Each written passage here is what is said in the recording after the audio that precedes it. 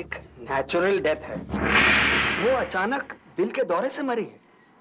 इसे medical language में सिंकोपी कहते हैं। मनमंतर अष्टाविंशति तमे युगे कलियुगे कलि प्रथम चरणे। इस नई दुल्हन की रहस्य भरी यकायक मौत ने शहर में सनसनी फैला दी। सारे न्यूज़पेपर्स की हेडलाइंस में इसका जिक्र किया गया। कोई भी इस बात को हजम नहीं कर पा रहा था और सब कुछ इतना जल्दी हुआ था कि लाल साहब को कुछ भी करने का वक्त ही नहीं मिल पाया। मगर इसके साथ ही सेठ परिवार और सुंदरी से संबंधित अफवाहें भी धीरे धीरे मुंह खोलकर बाहर आने लगी थी और लाल परिवार के कानों में भी पड़ने लगी। असौ चाहते अद्य स्वर्गादि प्राप्त लोक प्राप्ति कामना अग्निदाह प्रतिज्ञा हम करी से इनके पति को आग देने के लिए बुलाइए। तुम जाओ, मेरी बहन को तुम आग नहीं लगाओगे, नहीं दोगे तुम मेरी बहन को आग। पापा वो ठीक कहती है, तुम मीना को आग नहीं दोगे और अगर ऊपर ईश्वर है तो तुम भी नहीं बचोगे।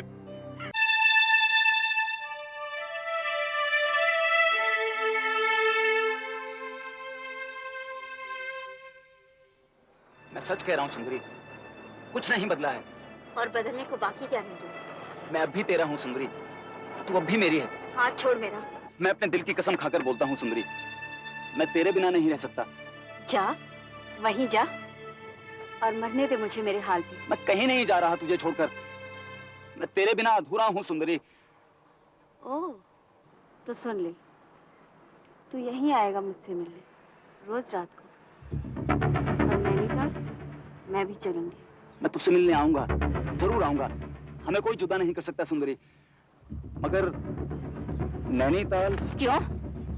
पानी पी गया सारे प्यार पे साले।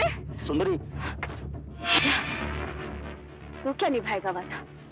मैं जा रही हूँ। सुंदरी तू कहीं नहीं जाएगी, तू जो कहेगी मैं करूंगा। तू मेरी जान है सुंदरी, मैं तेरे बिना नहीं जी सकता सुंदरी। कन्हैया, मैं तेरे बिना नहीं जी सकता।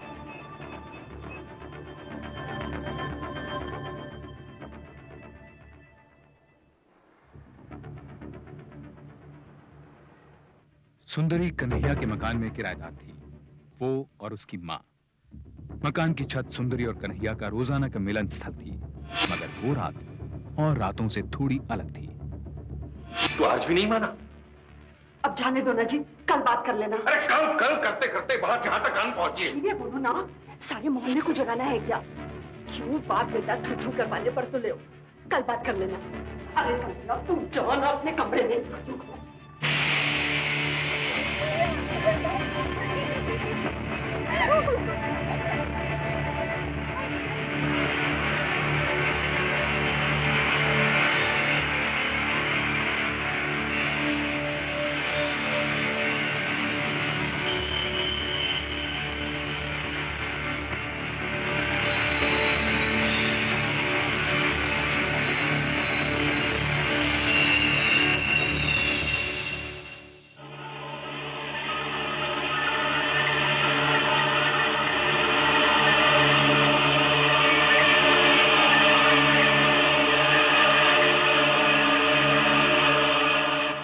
लाल और कन्हैया सेठ के परिवार एक ही मोहल्ले में रहते थे।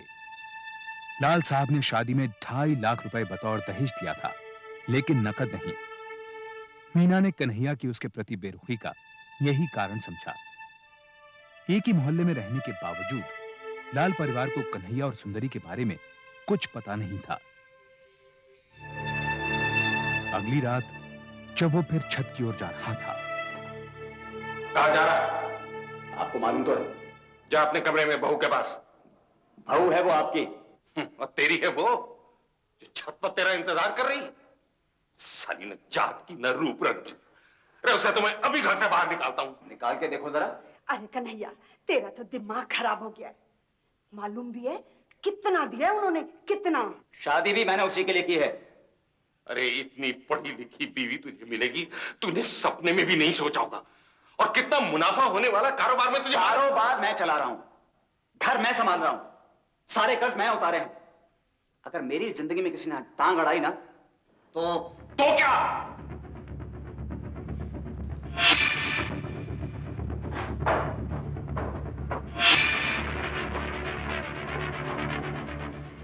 आ गया? नई नवेली बीवी के मजे ले रहा था? देख सुंदरी, अपनी जुबान को लगाम दे। वाह, एक ही दिन में आंखें बदल गई। ज्यादा पसंद आ गई क्या?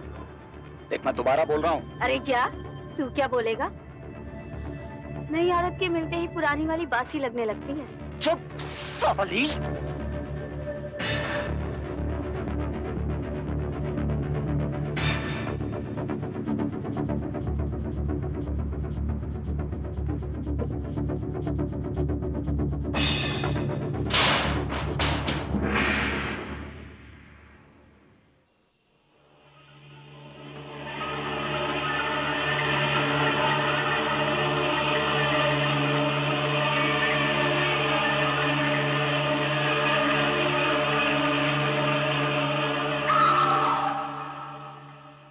मीना 2 दिन बाद ससुराल से आई। उसके चेहरे पर मुस्कान तो वही थी, लेकिन कहीं कुछ बदल गया था। वो मां से बातें करते करते चुप हो जाती थी। छोटी बहन के साथ खिलखिलाते हुए अचानक कहीं खो जाती और कोशिश करती कि वो अपने पिता के सामने कम से कम पड़े, जिनकी वो सबसे ज्यादा लाडली थी। मीना, मीना, क्या हुआ बेटे? सच सच बता, क्या बात है बेटे? मैं गुम खड़ी थी, वो सामने पतंग है ना, उसको देख रही थी। वो एकदम आप आ गए, इससे चौंक गई। नीरू आ गई कॉलेज से? अरे नीरू आएगी तो सबसे पहले सीधा यहीं आएगी ना। शादी के एल्बम में सब लोग पूछ रहे थे कि ये लड़की कौन है। बड़ी सुंदर है। शादी हो गई या नहीं? मैंने कहा ना तो हुई है और ना ही करने का इरादा है। अभी तो वो पढ़ेगी, डॉक्टर बनेगी और फिर। मीना, तुम मुझसे कुछ छुपा रही हो बेटे। कुछ नहीं पापा। ये लो एक और नैनीताल की टिकट। वैसे तुम दोनों के टिकट तो मैं पहले ही भेज चुका हूं, फिर एक और टिकट किस लिए चाहिए थी? और ये सुंदरी कौन है? उनकी मुंह बोली बहन, बोल रही थी कि साथ चलेगी। तुम दोनों के हनीमून में कोई और साथ चलेगा? मैं कुछ समझा नहीं बेटे। पापा, अभी तो मैं उस घर में नई हूँ और सब कुछ समझने में देर तो लगेगी ना। अभी तो मैं सबसे ठीक से मिली भी नहीं। आप बेकार में चिंता कर रहे हैं, ऐसी कोई बात नहीं है। सुनिए, जरा पानी दीजिए जल्दी से, मीना को चक्कर आ रहे हैं। मीना को उसके फैमिली डॉक्टर के पास ले जाया गया। उन्होंने थकावट बताते हुए मीना को कुछ दवाइयां दी और वो वापस अपने घर आ गई। अगले दिन जब वो वापस ससुराल पहुंची तो कन्हैया दुकान पर था, सुंदरी ऑफिस गई हुई थी। मीना ने खामोशी से वो एयर टिकट अपने ससुर को दे दिया।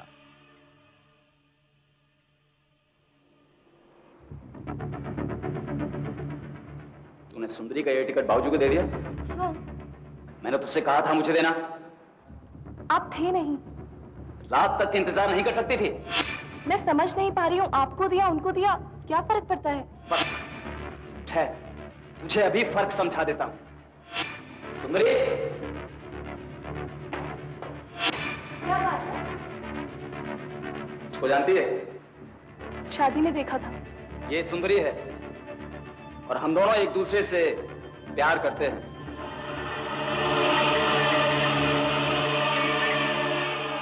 ये सुंदरी है और हम दोनों एक दूसरे से प्यार करते हैं और इसीलिए ये भी हमारे साथ जा रही है, इससे पहले कि तुझे कोई और बताए।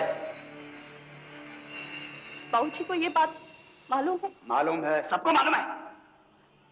इस घर में वही होता है जो मैं चाहता हूं, समझी? तो आपने मुझसे शादी क्यों की? तो की और कान खोल के सुन ले, ये बात घर के बाहर नहीं जानी चाहिए, समझी? मैं अपने पापा के घर जाना चाहती हूँ। पापा की धौंस दिखाती है? कहीं नहीं जाएगी तू, कहीं नहीं जाएगी। अरे देख, कन्हैया भैया की आवाज है, चल चल कर देखते हैं। अरे यार, माँ जाग जाएगी। बस बेटा, इतना ही दम है तेरे में। चल चल देखते हैं, आजा। कहीं नहीं जाएगी।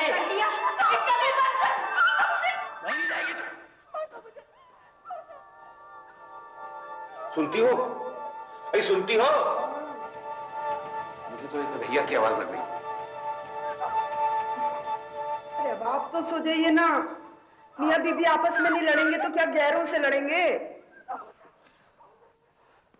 न जाने किस मनूस घड़ी में पैदा हुआ था ये सत्यानाशी। दुखी हो गया मुझसे। मैं जाऊंगी जाऊंगी जाऊंगी।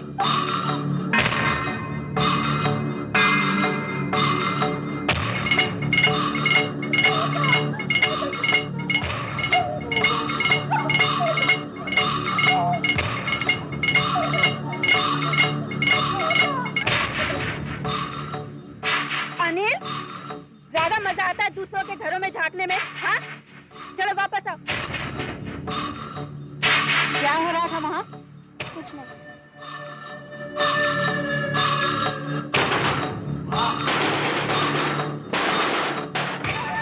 बाबूजी, मीना को कुछ हो गया है। क्या हो गया मीना? उसको दौरा जैसा कुछ पड़ रहा है और मुंह से झाग आ रहा है। आप लोग आइए। आइए, देखिए। क्या हुआ बेटा? बहू,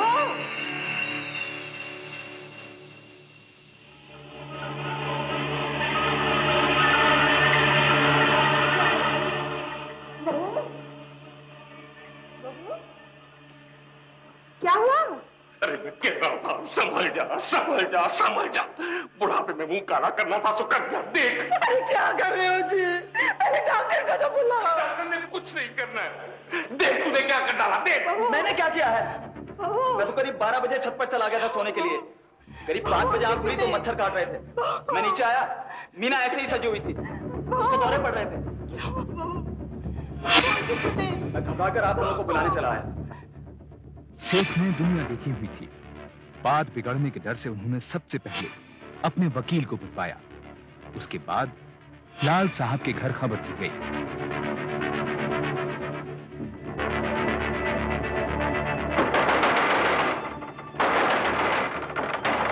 मीरू, मीना बेहोश हो गई है। क्या? हाँ, यही बताने के लिए मैं यहाँ आया हूँ। मम्मी पापा जल्दी आइए, दीदी को कुछ हो गया है। मीना बेहोश हो गई है। मैं यही बताने के लिए आया हूँ। आप लोग जल्दी चलिए आइए। अरे आइए। डैडी प्लीज जल्दी से डॉक्टर को बुलाइए। क्या हो गया? मेरी बच्ची को देखो जाके। तुम चलो, मैं बाद में आता हूँ। उठा नहीं जा रहा।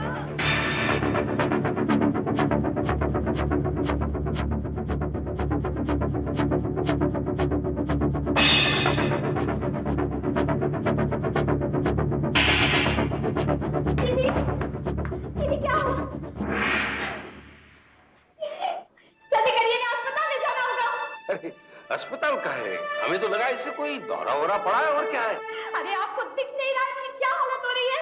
दीदी, पापा,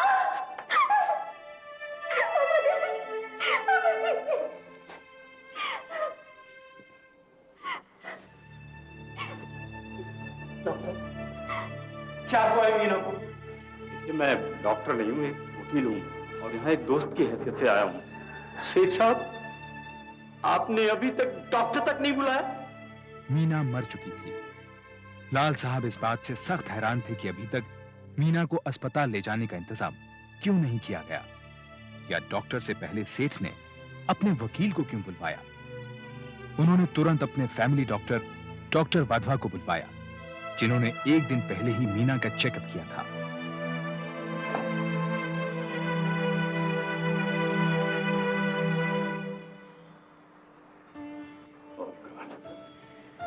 साल हो गए, लेकिन इस बच्ची की मौत सुबह 5 बजने के कम से कम 2-3 घंटे पहले हो चुकी है।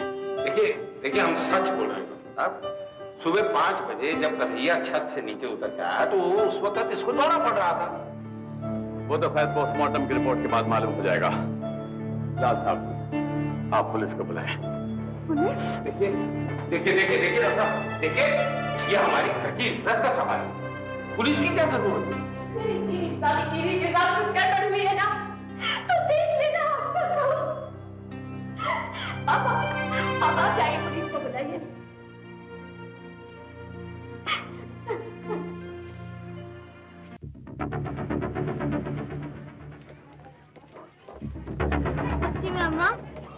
वो जो रहती है ना वहाँ सुंदरी, वो और कन्हैया भैया और तीसरी वाली रो रही थी। तुम दोनों गए क्यों थे वहाँ? मरने के लिए? हाँ? अगर अब घर से बाहर कदम निकाला तो टांग तोड़ दूंगी, समझे? इंस्पेक्टर, मेरी बेटी अचानक कैसे मर सकती है?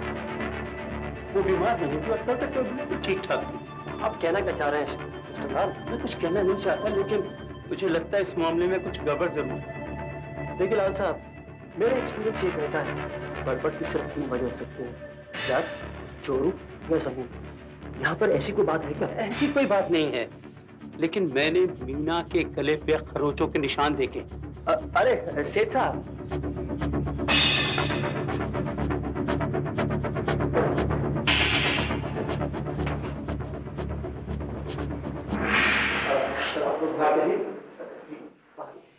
इंस्पेक्टर बग्गा ने ना तो कोई फिंगरप्रिंट्स लिए और ना ही मीना की लाश की तस्वीरें खींची। उसने जोर दिया कि डॉक्टर वाधवा समेत सब लोग कमरे से बाहर चले जाएं, जिससे वो मीना के शरीर को पोस्टमार्टम के लिए ले जा सके। ये पुलिस इंस्पेक्टर अंदर क्या कर रहा है और वो लोग उससे क्या बात कर रहे हैं? मुझे तो कुछ समझ नहीं आ रहा है। भाई लाल साहब, मुझे तो इस मामले में कुछ गड़बड़ मालूम होती है। अब सब कुछ पोस्टमार्टम की रिपोर्ट के बाद मालूम चलेगा। सेठ साहब आप चलिए। आप नहीं लाल साहब, हम सब जरा कमरे को शिफ्ट कर देना। जी सर।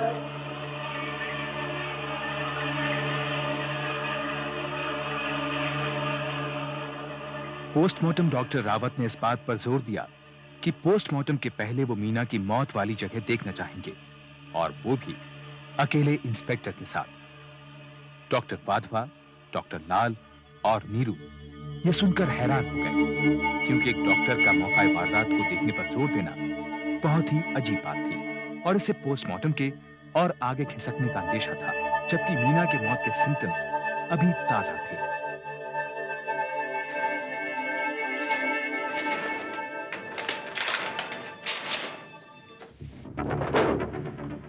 इंस्पेक्टर, ये डॉक्टर लाल ने अपने एफआईआर में क्या लिखवाया है? यही कि उनकी बेटी बिल्कुल ठीक थी, सेहतमंद थी, बीमार नहीं थी, और उसकी मौत यूं नहीं हो सकती थी, मौत नेचुरल नहीं।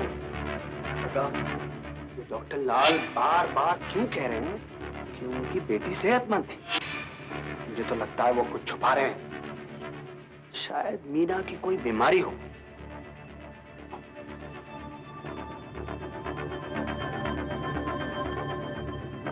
जब तक डॉक्टर रावत वापस आए और उन्होंने पोस्टमार्टम किया, तब तक शाम के 5 बज चुके थे, यानी मीना के मौत के करीब 12 घंटे बाद। और मौत के 12 घंटे बाद यह पता लगाना नामुमकिन था कि मीना की गर्दन पर खरोंचों के निशान मौत से पहले के थे या बाद के।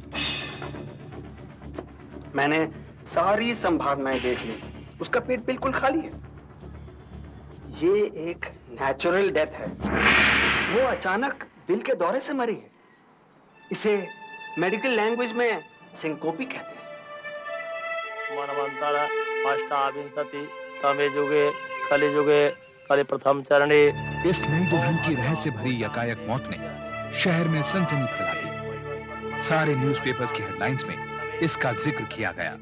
कोई भी इस बात को हजम नहीं कर पा रहा था, और सब कुछ इतना जल्दी हुआ था कि लाल साहब को कुछ भी करने का वक्त ही नहीं मिल पाया। मगर इसके साथ ही सेठ परिवार और सुंदरी से संबंधित अफवाहें भी धीरे धीरे मुंह खोलकर बाहर आने लगी थी, और लाल परिवार के कानों में भी पड़ने लगी। असौ चाहते अद्य स्वर्गादि प्राप्त लोक प्राप्ति कामना अग्निदाह प्रतिज्ञा हम करी से इनके पति को आग देने के लिए बुलाइए। जाओ, मेरी बहन को तुम आग नहीं लगाओगे, नहीं दोगे तुम मेरी बहन को आग। पापा, वो ठीक कहती है, तुम मीना को आग नहीं दोगे, और अगर ऊपर ईश्वर है तो तुम भी नहीं बचोगे।